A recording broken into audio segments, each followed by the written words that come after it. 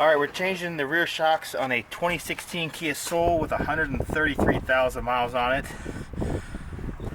Up top here, 214 millimeter.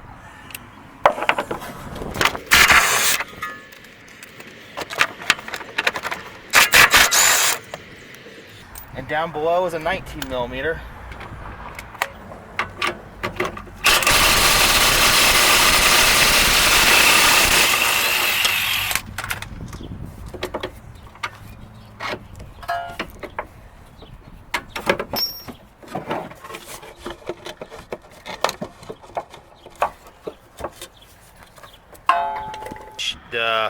Stud with a wrench